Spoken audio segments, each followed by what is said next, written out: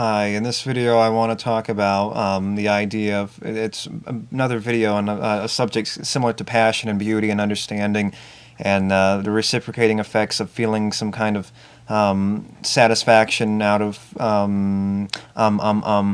some kind of feeling of great gratification, and how this gratification that we're experiencing is almost like thin air, that we can't really touch it, we can't put our fingers on it, because not only is it based off this fleeting experience, but it's also just a relief. It's an understanding that the relief, and it's a perceptual thing as well. And understanding, obviously, our perception is part of this reality. It's the thing that matters most to us. It's about mitigating against this kind of pain. It's this psychology we're experiencing can be considered, obviously, something you have to consider when understanding, because it's the only thing that matters. The psychology, this sensation, this feeling thing that we're experiencing. So our feeling thing in our psychology is what obviously makes that important, is giving us the capability of feeling things. And obviously, if you understand the experiences that you're understanding, if you look at your experiences more and understand your experiences more, the things that you find the most passion and the most beauty and the most gratifying, you have to almost look at them as more painful in recognition, when understanding this reality that we're living in, and understanding. And obviously, I just want to preface this with this, obviously, a recognition of understanding. It's a psychology, a recognition, a perceptual thing. I want to preface that with this video and understanding this is more of a perceptual video on understanding reality, and how the reality and understanding this reality can obviously, and I think it's something that people obviously understand, but they're too distracted, not intelligent enough, or they're too distracted, based off of, I would say, distraction, being easily distracted, being able to be distracted from the truth. The more easily you are distracted from the truth, the more less intelligent in a way you are. And that's obviously something based off of the circumstances of a neurology and understanding, and being able to not ignore the underlying rules of reality, and understanding, like, the more you understand the circumstances, the more you understand the pain, the more you have empathy or something like that, the more intelligent you are, at least in one area of understanding the reality we live in. I don't want to get into that conversation quite much. I just want to get into understanding how our gratification is like thin air. It's very fleeting. It's satisfaction. We reach the satisfaction, we reach a peak, then we're done and over with.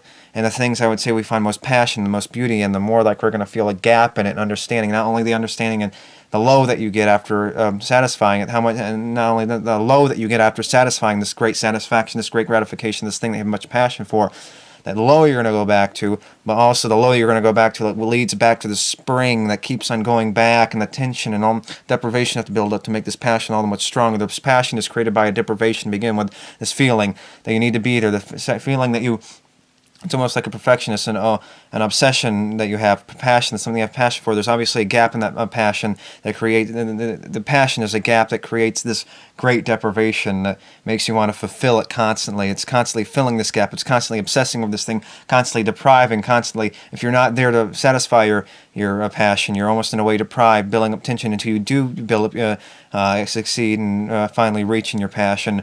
And then the passion, obviously, exceeding the passion, it's this obsession, this feeling of fulfillment, and reaching this passion, and not just living in the moment and understanding and feeling these things that you find so that you're so connected to and whatnot. It's about filling it up, and you need this passion, and you need to have the gap. The passion is a gap, a large gap, and obviously you need to satisfy it, you need a bigger gap, and so on and so forth. And same thing with beauty and gratification. Not only is it the understanding of the low, and the low that you get out of understanding that these gratifications are made out of thin air, but also the low that you experience afterwards, and the low that you're going to have to do to build up all the tension you have to build up to get back to that great satisfaction, the equal and opposite, hopefully, satisfaction in the world, and understanding the physics and understanding the psychology of it. But not necessarily are you always going to get a satisfaction out of waiting longer or doing something harder. Sometimes it's obviously that's what happened in the end, understanding that it's not always equal and opposite. And, from our point of view, it's not always, it's what happened. From a physical point of view, it's something that's happened in reaction to something that already happened, and that's what led to another thing. But from our point of view, sometimes we're just not satisfied if we wait long enough, and we end up sort of getting a dud, or the build-up leads to not much of anything. So we just ending up with a dud, nothing more, nothing less. And our satisfactions are fleeting. Obviously, we get something very fleeting in response to a great tension, and it's obviously just releasing of tension, and we just sort of we pull the spring, and then it goes right back to the beginning, and there's nothing we can, and it sort of just flings right back to the beginning, and we have to pull it very hard, and the further away we get, the longer we walk. We have to go a long walk, and the further away we get, the harder it is to pull it, and sometimes it even breaks, I guess. So yeah, that's the game that we're playing, and understanding that we're constantly pulling, and then we're releasing, and the releasing is very short-lived. It's a spring that goes right back to the beginning very fast. We're like a slinky. You do it, you pull it apart, but it slings right back together really quickly. And imagine it like a hard slinky, or building up like with cocking a gun or something. The more you build up, the more satisfying of a shot you're going to get. But you have to push it harder, build up the pressure in the gun to make sure you get your fire. You get the satisfaction out of getting that great build up. And finally you release it by getting the satisfaction you get, and the satisfaction is short-lived, and you worked very hard for it. The satisfaction is the push of a button, while in the process it's you had to go through all that work. And same thing with like the whole the satisfaction is pushing the red button, but you had to do all this stuff. You had to do all these things to build up to being able to have this red button and pushing it. And you're obviously gonna have to work very hard. Saying it hypothetically speaking, and having a circumstance present itself like that to you. So, so yes, we are built, the beauty and the passion that we experience is, obviously it's thin air, and recognizing it's thin air, it's very fleeting, or obviously you're always chasing something. The greater the passion you have, the more there's a deprivation, and the least likely that you're going to satisfy the passion, because it's something that keeps on going and going. You're never really going to satisfy that passion. You're never going to get any release from that passion. You're going to be satisfied. You're going to finish the painting. You're going to finish the drawing. You're going to finish writing the song. You're going to finish making the movie, or you're going to finish doing something. You're going to finish your meal, and you're going to go right back to having that process of being the tension building up. Once you're satisfied, what do I have to accomplish? Oh, obviously I have another problem. Life is going to present itself with problems, because life itself is a problem. But obviously, people, obviously, the built-in mechanisms based on our biology that are expose us to crude forces.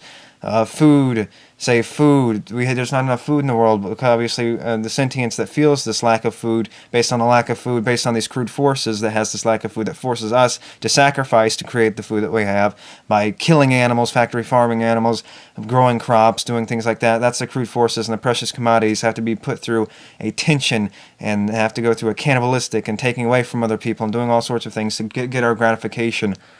Being exposed to these crude forces, only to satisfy a desire that's never going to be satisfied completely, and we're just going to go right back to satisfying it over and over and over again. And the satisfaction we have is fleeting, and it's very short-lived, and we're not doing anything but satisfying desires in the end, and the gratification is not equal and opposite. It's only a physical understanding that something happens and leads to another thing, and this interaction that I've explained before, and it's not necessarily cause and effect, but from our point of view we can apply it to simplify and understand the idea, and in a way of easily explaining the idea, at least more accurately. Obviously, like the expectation, we can obviously expect something to happen. We can understand cause and effect from our point of view. That I press this, it's going to cause a dent in something. I crush a can, it's going to have an effect on me and the people around me. It's going to be ingrained in their mind. It's going to cause other things to happen, even if it doesn't. It's the noise that is created, the static that's created, that spreads out. And there's constant noise. It's these constant dots building up and moving around on like a static on a television screen or something like that. So, yeah, to build up this passion, you have to have an emptiness, obviously unrecognizing the beauty and the things that make us, life is rude to beauty and things like that. It's fleeting. The beauty itself is fleeting, and the beauty in and of itself didn't accomplish anything. What is the beauty? What is this thing? What is accomplishing? What is the accomplishment in and of itself accomplish, other than leading to some other kind of accomplishment you feel like you need to accomplish? What is the accomplishment? Obviously, an accomplishment has some kind of effect, but it leads to nothing but another thing that leads to another thing. That the game is going to be a game that keeps on leading to an accomplishment that leads only to another problem, beginning of another problem, leading to something else, and that's to perpetuate a game that has no real accomplishment that exists in and of itself and understanding. And this accomplishment that just has that has an accomplishment and that it justifies itself, as opposed to and that instead of just leading to another problem that perpetuates and does the same thing over and over again. Accomplishment that justifies itself, that has something value in and of itself other than causing something else. What is the pretty face that you look at what does the pretty face you look at have accomplish in and of itself? Being a pretty face, if there's no one to look at the pretty face, what does that pretty face accomplish in and of itself? The things that we project value on, what are these things? What is the thing that we find beautiful have an effect in it? How does that achieve anything? How does it create any kind of value in and of itself, as opposed to just causing the sentient being to react? If there's a person looking at the pretty face or the gratifying thing, having these passions, looking at something, other than having an effect on something else on it. What are these individual pieces, these individual things, these projections of value, these inanimate objects, whatever it may be? These things are obviously very superficial and meaningless in a way. That's obviously what creates them, makes them superficial. Is what is the value? What do they create in and of themselves? And that doesn't need a projection of some kind of other sentient recognition of value. How does the thing create value in and of itself, as opposed to having an effect on something else, and based on the thing that you're having a value on? An effect on, and have its projection of value and experiencing and responding in a certain way. And but obviously the only thing that does matter is these sentient beings. But how does the thing, and that goes back to the accomplishment, how there's no accomplishment, how does the thing that you're looking at, you have passion for, how does it qualify itself? How does it accomplish anything on its own? What is the accomplishment that it has on its own without the effect on a sentient being, based on the sentient being's projection of value and experiencing of that thing? Imagine there's nothing experiencing a piece of art. What makes that art practical? Say even, having a machine do something. What does that machine accomplish in and of itself? The machine. Not necessarily process the machine, even the process, considering the process of a machine stamping letters or doing something. What does this process do in and of itself other than continue the same process of non-accomplishment, creating problems, continuing the game based on this deprivation mechanism? It's not doing anything. The game is broken at a fundamental level. There's nothing we could do about it. And all these different accomplishments in this game that we're playing don't do nothing but to be another piece in the puzzle that we're building, a puzzle that's never going to be complete. We're just constantly going to add a different piece right when we fill in a piece. Then we're going to add a different piece. We're going to keep creating a bigger and bigger puzzle, only to constantly put different pieces in. Once adding another piece in replacement to the piece that we just put in there, and adding another piece, making the big picture bigger and bigger and more complicated, and that's all we're doing. Life's getting more complicated, and so on and so forth. We're more eccentric now than we are ever before. We need more and more and more. We're addicted to all sorts of things. We have tastes and biases and eccentricities more often now than any time before. We need more medication now than any time before. And we're just playing out the game, and we're trying to make it more complicated, and that's all we can do. We're complicating the game to make the game seem like it has any significance now, and obviously it shows that the mechanisms aren't working on their fundamental level. When we realize that we get bored of these mechanisms, sentience obviously has to have a deprivation mechanism. Boredom, we get bored of the same thing over and over again, and all we can do is make things more complicated, and things can only get complicated to a certain point, only up to a certain point. So this beauty thing, what does the beauty achieve in and of itself? We're not doing anything. We're not accomplishing anything with this beauty.